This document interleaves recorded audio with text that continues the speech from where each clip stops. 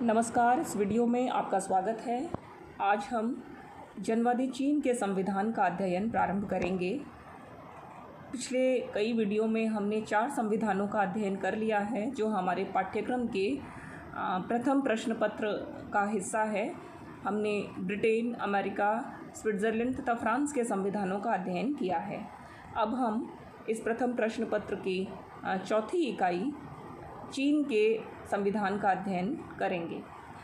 चीन के संविधान को जानने से पूर्व चीन की हम स्थिति, उसकी जनसंख्या, उसकी आर्थिक स्थिति का एक सर्वेक्षण कर लें ताकि चीन के संविधान को समझना हमारे लिए कुछ सरल हो जाएगा। सबसे पहले हम चीन की लोकेशन को देखने का प्रयास करते हैं। यह चीन जो है वो पूर्वी एशिया में स्थित एक बहुत बड़ा देश है। यदि जनसंख्या क्षेत्रफल की दृष्टि से यदि हम बात करें तो चीन रूस, कनाडा तथा अमेरिका के बाद विश्व का चौथा सर्वाधिक क्षेत्रफल वाला देश है और इसका जो क्षेत्रफल है वो लगभग 96,41,144 वर्ग किलोमीटर है। 96,41,000 और इसकी तुलना में भारत का जो क्षेत्रफल है वो लगभग 32 लाख। तो इस तरह से चीन के आधे से भी कम क्षेत्रफल भारत का है। और यहाँ हम यदि इस नक्शे को देखें तो हम ये देखेंगे कि पूर्वी एशिया में चीन एक बहुत बड़े भूभाग वाला क्षेत्र है जिसकी जो सीमाएं हैं वो बहुत सारे देशों से लगती हैं। हमें दिखाई दे रहा है कि इसके उत्तर में रूस है और रूस और चीन के बीच का एक बफर स्टेट है। इनके बीच में एक देश है जो कि मंगोलिया है। मंगोलिया से इसकी बहुत लंबी सीमाएं लगती हैं। इधर हम ये देख सकते हैं कि रूस के साथ चीन की सीमाएं लगती हैं। हमें यहाँ पर यह दिखाई दे रहा है कि कोरिया के साथ चीन की सीमाएं लगती हैं। दक्षिण कोरिया को हम यहाँ देख रहे हैं। दक्षिण कोरिया के पास ही उत्तर कोरिया है। कोरिया के पास चीन की सीमाएं लगती हैं। इधर दक्षिण में नेपाल, भूटान और भारत, इन तीनों देशों के साथ चीन की सीमाएं लगती हैं। पश्चिम में कज़ाकिस्तान के साथ चीन की सीमा लग रही है। म्यांमार अर्थात बर्मा, थाईलैंड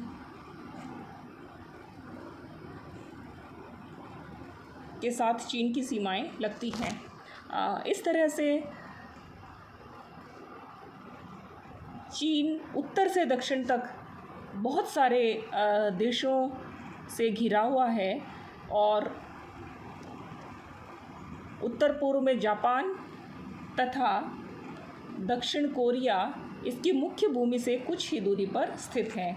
जापान को हम यहाँ देख सकते हैं और इसका जापान का जो ऊपरी हिस्सा है वो बिल्कुल चीन के साथ लगा हुआ है और जापान का जो दक्षिणी हिस्सा हम देख रहे हैं वो दक्षिण कोरिया से लगा हुआ है, सटा हुआ है।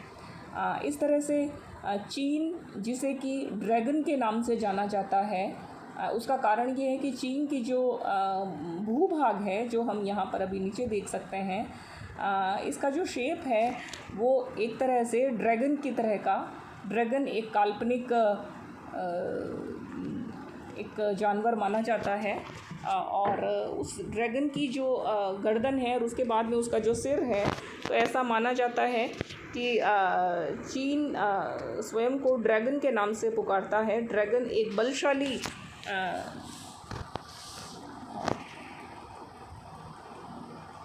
पशु माना जाता है। और इस नक्शे में हम यह देख पा रहे हैं कि चीन के भूभाग से पूरी तरह से आच्छादित चीन का नक्शा हम देख रहे हैं। यहाँ पे चीन का झंडा, चीन का जो झंडा है वो लाल रंग साम्यवाद का प्रतीक है। मार्क्सवाद और लेनिनवाद के सिद्धांतों के आधार पर रूस से प्रेरणा लेकर के चीन में 1949 में साम्यवादी क्रांति हुई। उसी साम्यवादी क्रांति का प्रतीक यह लाल रंग है तथा एक बड़ा तारा और 4 छोटे सितारे।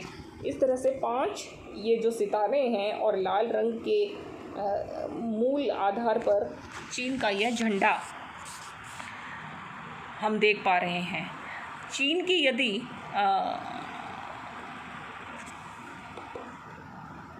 हम जनसंख्या की बात करें तो यह विश्व में सर्वाधिक जनसंख्या वाला देश है और वर्तमान में इसकी जनसंख्या लगभग 1 अरब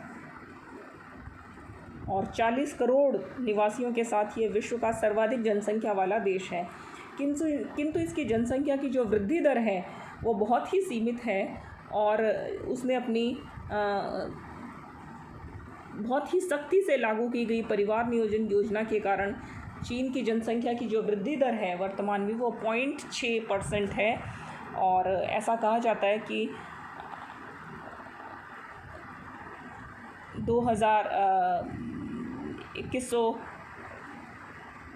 2050 तक जो जनसंख्या है वो 1 अरब और 50 करोड़ के आसपास पहुंचेगी और तब तक भारत जो है वो जनसंख्या के दृष्टिकोण से चीन से आगे निकल जाएगा। चीन की राजधानी बीजिंग है और इसका जो सबसे बड़ा नगर है वो शंघाई है। चीन की जो सरकार है वो साम्यवादी और समाजवादी गणराज्य के नमूने की सरकार है। गणराज्य शब्द यह इस बात का द्योतक है कि जो राष्ट्रपति है वो जनता के द्वारा प्रत्यक्ष या अप्रत्यक्ष रूप से चुना जाता है। पर चूंकि चीन की सरकार साम्यवादी है इसलिए एक ही साम्यवादी दल को यहाँ पर सत्ता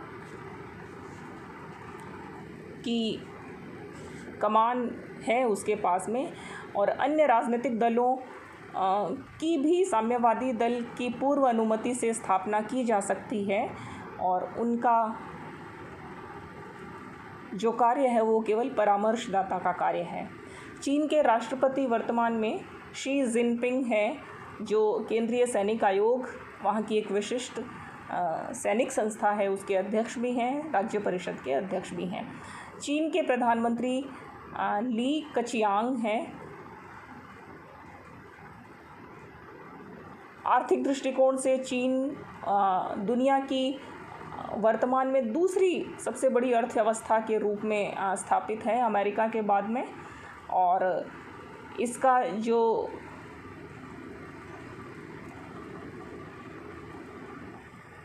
सकल घरेलू उत्पाद है वो 2010 के गणना के अनुसार लगभग 11 खरब अमेरिकी डॉलर है। इसकी मुद्रा रेनमिनबी युआन इसकी मुद्रा है। अब यदि हम चीन के संविधान की तरफ आगे बढ़ें उससे पूर्व हमें उसके इतिहास को थोड़ा सा देखना आवश्यक है। द्वितीय विश्व युद्ध से पूर्व चीन को एशिया का रोगी कहा जाता था, जिसका अर्थ ये है कि चीन पर साम्राज्यवादी ताकतों का बड़ा प्रभाव था और उन्होंने चीन पर जैसा चाहा वैसा ही अपना अधिकार किया और चीन को खूब लूटा खसूटा। ब्रिटेन, फ्रांस, अमेरिका और जापान जैसी शक्तियों ने उसका खूब राजनीतिक और आर्थिक शोषण किया था और पश्चिम में चीन को चाइनीज़ मेलन कहकर पुकारा जाता था, अर्थात पूरब का तरबूज। ऐसा तरबूज है जो रस से भरा हुआ है और इसको जितना इसका रस निकाला जाए उतना ही कम है। चीन एक इतिहास में 19वीं शताब्दी से पूर्व तक एक महान शक्ति के रूप में जाना जाता था। इसकी जो ऐतिहासिक धरोहर है आर्थिक क्षेत्र में और सांस्कृतिक क्षेत्र में चीन मुख्यतः विश्व को अपने सिल्क, अपने चाय, अपना पेपर तथा बहुत सारे अन्य क्षेत्रों में चीन का योगदान, बहुत सारे विज्ञानों के क्षेत्र में भी चीन का अमूल्य योगदान रहा है।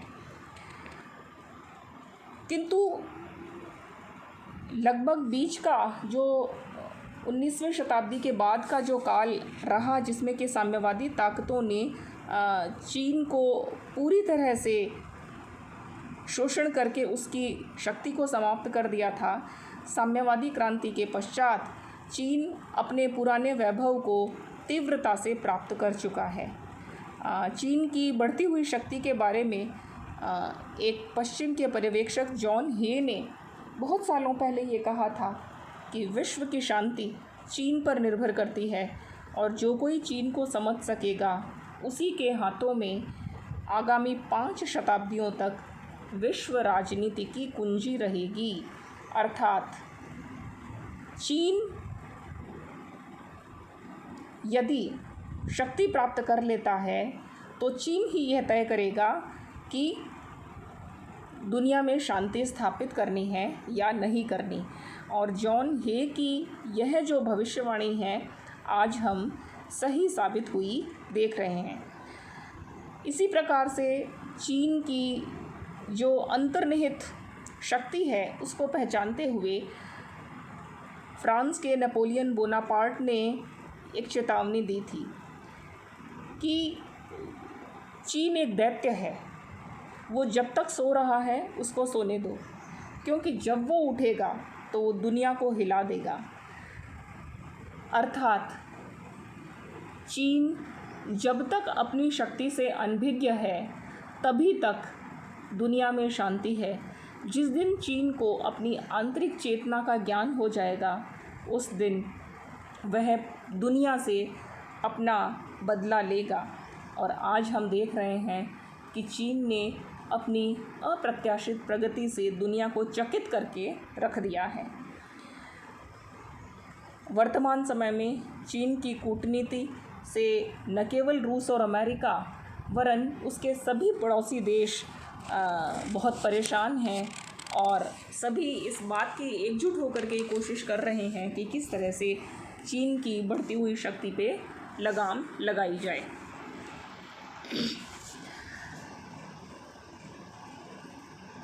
चीन की यदि राष्ट्रीयताओं की बात करें तो चीन में अनेक राष्ट्रीयताएं हैं, किंतु चीन की जनसंख्या का जो बहुसंख्यक भाग है, जो कि लगभग 92% है, वो हान जाति का है।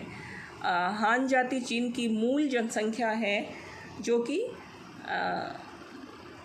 मेजॉरिटी है, जिसका कि बहुमत है। इसके साथ ही 12 अन्य मूल जातियां हैं, किंतु उनकी जनसंख्या बहुत ही कम है और लगभग 1 से 1.5 लाख 2 लाख तक उन सभी की जनसंख्या है, जिनमें चुआंग, मंगोल, हुई, मांचू, तिब्बती, कोरियाई आदि जातियों का उल्लेख किया जा सकता है। यद्यपि राष्ट्रीयताओं की दृष्टि से चीन में विविधता है, किंतु भाषा और संस्कृति की अद्भुत एकता है। चीन में मुख्यतः चीनी भाषा बोली जाती है, जिसके स्थानीय आधार पर लगभग 100 से भी अधिक वर्जन्स हैं, अर्थात 100 से भी अधिक थोड़ा सा भाषांतर पाया जाता है, लेकिन मूलतः चीनी भाषा है। सांस्कृतिक दृष्टिकोण से यदि धार्मिक और सांस्कृतिक दृष्टिकोण से बात करें तो संवैधानिक दृष्टिकोण से चीन एक अनास्तिक अपने आप को घोषित करता है। चीन का किसी भी धर्म और भगवान में विश्वास नहीं है, क्योंकि साम्यवाद मूलतः स्वयं को अनीश्वरवादी घोषित करते हैं। किंतु अगर हम साइलेंट मोड में अगर हम बात करें कि बिना किसी घोषणा के यदि व्यक्ति के स्तर पर बात करें तो चीन में अधिकांश लोग जो हैं वो बौद्ध धर्मावलंबी हैं। यद्यपि ऐसा कहते हैं कि लगभग 75% जो लोग हैं, चीन की जो नई जनसंख्या है, जो युवा हैं, वो अपने आप को अनीश्वरवादी या अथेइस्ट मानते हैं, लेकिन फिर भी अपने व्यक्तिगत और पारिवारिक स्तर पर वे कन्फ्यूशियन धर्म को और बौद्ध धर्म को मानने वाले हैं। और मूलतः ये जो धर्म हैं ये बौद्ध धर्म के ही प्रकारांतर कहे जा सकते हैं।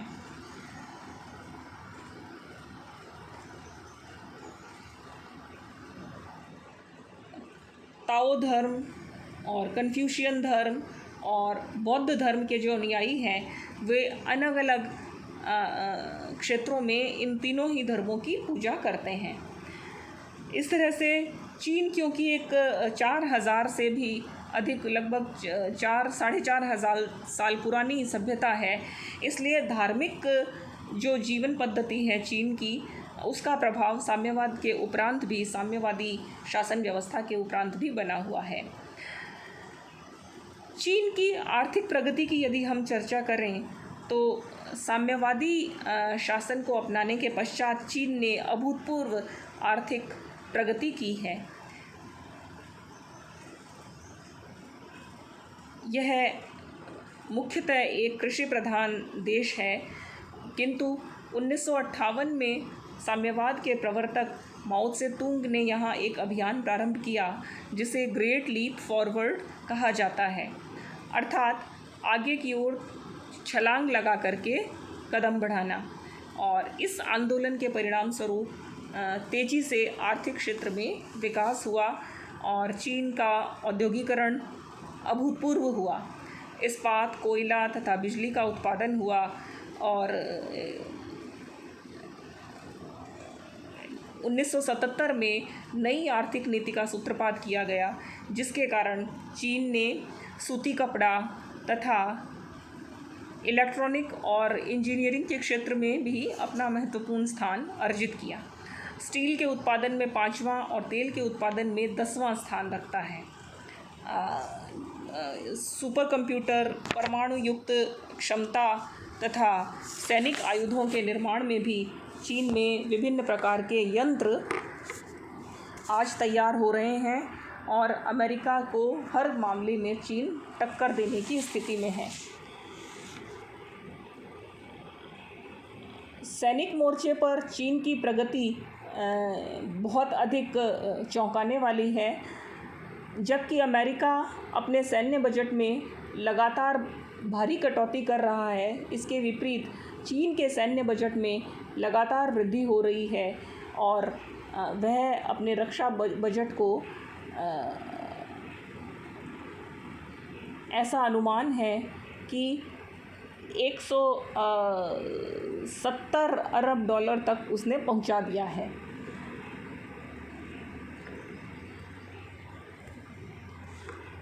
चीन का जो संविधान है, हम यदि उसकी चर्चा करें उससे पहले हम थोड़ा सा इसके इतिहास में यदि हम झांकेंगे तो हम यह जानेंगे कि चीन का राजनीतिक इतिहास बहुत पुराना है। 2 ईसा के लगभग 200 वर्ष पूर्व चिन राजवंश ने वहाँ पर अन्य सामंतों को पराजित करके चाओ वहाँ का सम्राट बना और चीन में व्यवस्थित रूप से साम्राज्य की नींव डाली गई। किंतु इस चाओ राजवंश से पहले भी, चिन राजवंश से पहले भी लगभग 2000 साल तक वहाँ पर जो है वो छिटपुट रूप में विभिन्न राजवंश प्रारंभिक अवस्था में विद्यमान रहे थे। इस चिन राजवंश के पश्चात हान वंश ने वहाँ की बागडोर संभाली। उसके बाद तांग वंश ने 960 ईस्वी तक शासन किया। उसके बाद सुंग और सुंग वंश के बाद मिंग वंश का शासन रहा। 1644 में मांचू राजवंश ने वहाँ अपना शासन स्थापित कर लिया। मांचू राजवंश के आने से पहले तक चीन की सांस्कृतिक और जो आर्थिक समृद्धि है वो विश्व के लिए ईर्ष्या का कारण थी और एक समृद्ध आर्थिक शक्ति वाला देश था। किंतु मांचू राजवंश के अधीन राजनीतिक दृष्टि से चीन की जो दृढ़ता है वो धीरे धीरे समाप्त होती चली गई और यही वो समय था जब पश्चिम में आधुनिक राज्य का निर्माण हुआ, पश्चिम में औद्योगिक क्रांति हुई, पश्चिम में भाप के इंजन का आविष्कार हुआ, मशीन का आविष्कार हुआ और अपनी इसी औद्योगिक क्रांति के बल पर यूरोपीय शक्तियों ने अपने उपनिवेश दुनिया के अमेरिकन और एशियाई और अफ्रीकी भागों में बनाने प्रारंभ कर दिए। भारत पर राज्य करने वाली ईस्ट इंडिया कंपनी जो है उसने ब्रिटेन के साथ अपना व्यापार प्रारंभ किया।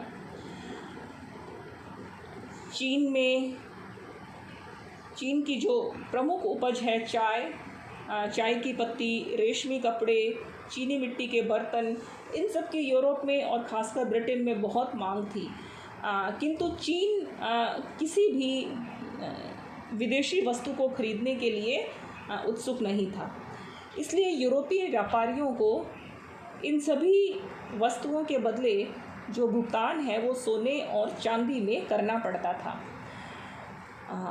18वीं शताब्दी तक इस भुगतान की समस्या का ब्रिटेन ने हल ढूंढ निकाला और उसने भारत से अफ़ीम लेकर के भारत में, क्योंकि ब्रिटेन का उपनिवेश भारत था, ब्रिटेन ने बलपूर्वक भारत में अफ़ीम की खेती करवानी प्रारंभ करी और उसी अफ़ीम को चीन में बेचना प्रारंभ कर दिया। चीन के दुष्प्रभाव से वहाँ की जनता नशे की प्रवृत्ति के अधीन होती चली गई और अफ़ीम के दुष्प्रभावों को रोकने के लिए चीन की सरकार ने ब्रिटिश जहाज़ों की तलाशी लेनी शुरू कर दी, जो ब्रिटेन के लिए यह बिल्कुल असहनीय बात थी। और चूँकि ब्रिटेन एक महान शक्ति था और इसीलिए ब्रिटेन तथा चीन के मध्य दो भीषण संघर्ष हुए, दो युद्ध हुए 1841 में और 1858 में, जिन्हें अफ़ीम युद्धों के नाम से जाना जाता है। यद्यपि अफ़ीम के इस पहले युद्ध में और दूसरे युद्ध में भी, दोनों ही युद्धों में चीन की हार हुई और ब्रिटेन की जीत हुई, जिसके परिणाम स्वरूप ब्रिटेन ने अपनी मनमानी शर्तों को चीन पर थोप दिया और चीन को ब्रिटेन की शर्तें माननी पड़ी। इसी समय 1894 और 95 में चीन का जापान के साथ कोरिया के प्रश्न को लेकर के युद्ध हुआ। हम यहाँ देख सकते हैं इस नक्शे में कि जो कोरिया है उसे चीन पहले अपना ही अंग मानता था और कोरिया की जो स्थिति है वो ये है कि चीन जापान के बीच में कोरिया स्थित है। जापान ये चाहता था कि कोरिया को स्वतंत्र किया जाए। जापान भी एक प्रमुख साम्राज्यवादी शक्ति था 19वीं शताब्दी में, तो कोरिया के प्रश्न को लेकर के जापान ने चीन पर आक्रमण कर दिया और इस प्रश्न पर भी चीन की हार हुई और जापान की जीत हुई। ये जो सिनो जापानीज़ वॉर जो था, इस युद्ध का निर्णायक प्रभाव ये रहा कि कोरिया को स्वतंत्र मान लिया गया और इसे स्वतंत्र राज्य का दर्जा दे दिया गया और जापान के साथ मिलकर के पश्चिम की जो साम्राज्यवादी ताकतें थीं, उन्होंने चीन को बहुत सारे औपनिवेशिक प्रभाव क्षेत्रों में बांट लिया। Britain, France, Germany, America, Japan, Russia, ये सभी चीन का अधिकाधिक मामलों में चीन के संसाधनों को प्राप्त करना चाहते थे। इस प्रकार से विशाल भूभाग वाला जो क्षेत्र है उस पर किसी एक देश का तो प्रत्यक्ष राजनीतिक शासन नहीं रहा, किंतु यह अनेक यूरोपीय शक्तियों के औपनिवेशिक प्रभाव के क्षेत्र में बंट गया और प्रत्येक देश को अपने अपने क्षेत्र में पूंजी निवेश करने का और संचार के विकास का लगभग एकाधिकार प्राप्त हो गया। इन स्थितियों से चीन की जो जनता थी वो बहुत दुखी थी। वो अपने शोषण, वो ये समझ पा रही थी कि उसका जो शोषण हो रहा है वो असमान शर्तों के कारण हो रहा है और उसकी आंतरिक दुर्बलता के कारण हो रहा है। मांचू वंश के खिलाफ तेज़ी से एक प्रकार का असंतोष बढ़ता जा रहा था और इसी बढ़ते हुए असंतोष के कारण चीन में राष्ट्रवाद का उत्थान हुआ। चीन की जो राष्ट्रीयता का जो उत्थान हुआ जिसे कि नया चीनी राष्ट्रवाद कहा जाता है, उसको नेतृत्व प्रदान करने का कार्य सन यात सेन ने किया। सन यात सेन जो एक बहुत बड़े राष्ट्रवादी नेता थे, उनके नेतृत्व में 1911 में क्रांति हुई और मांचू वंश के शासन का अंत हो गया और 1911 में पहली बार चीन को एक गणराज्य घोषित कर दिया गया। सन यात सेन और उनके अनुयायियों ने अपने आप को कोमिंतांग पार्टी के रूप में संगठित कर लिया। यह जो कोमिंतांग दल है, यह एक राष्ट्रीय दल था और इस राष्ट्रीय दल की सत्ता को पूरे देश में स्वीकार कर लिया गया। 1925 में सन यात सेन की मृत्यु हो गई और उनके उत्तराधिकारी के रूप में चांग काई शेक कोमिंतांग पार्टी के नेता बन गए।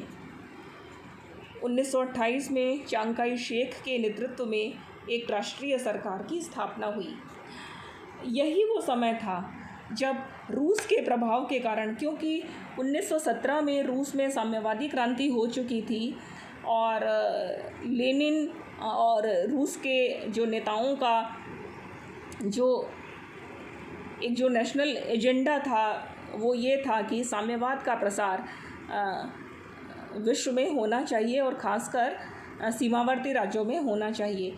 हम यहाँ देख सकते हैं कि जो रूस है वो चीन का सीमावर्ती क्षेत्र है, तो रूस की सहायता से साम्यवादी दल चीन में कार्य करने लग गया और साम्यवादी दल का जो चीन में नेता था माओ त्से तुंग, उसने 1935 में चीन के साम्यवादी दल पर पूर्ण नेतृत्व प्राप्त कर लिया।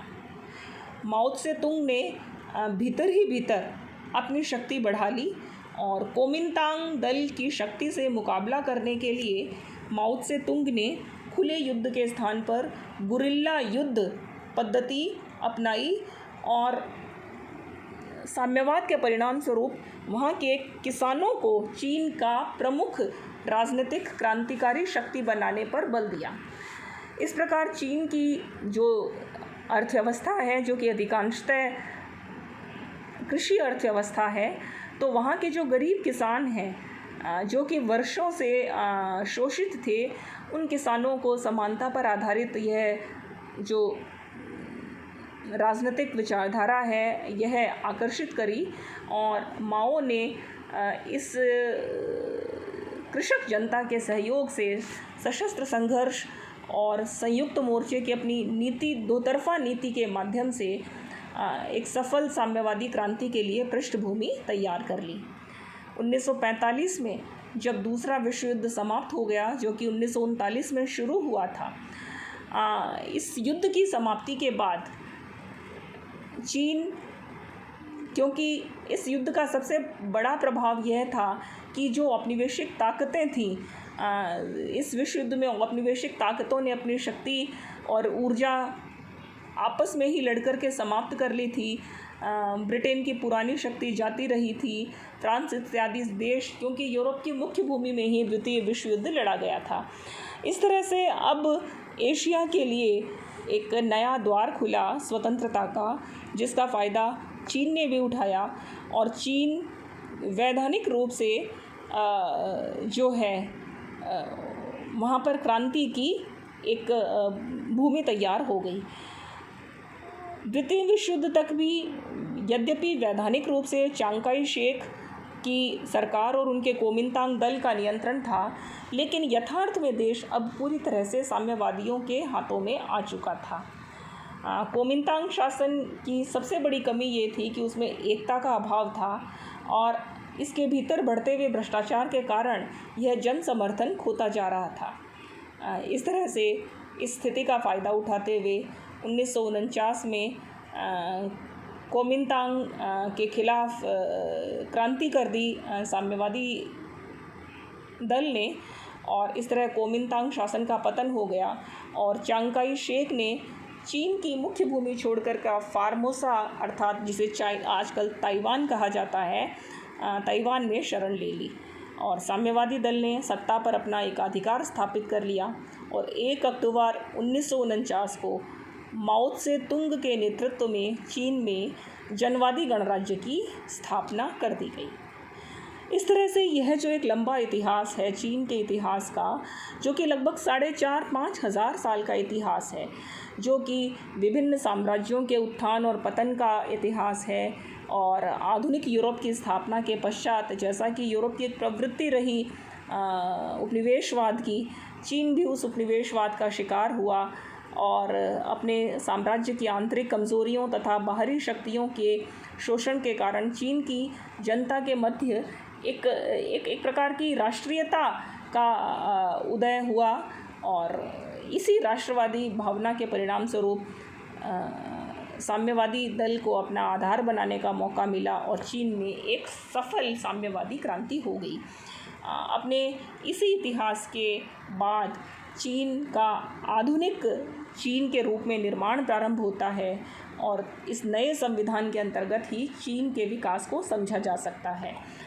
इस पृष्ठभूमि के साथ ही हम अगले वीडियो में चीन के संविधान का व्यवस्थित अध्ययन करेंगे। धन्यवाद।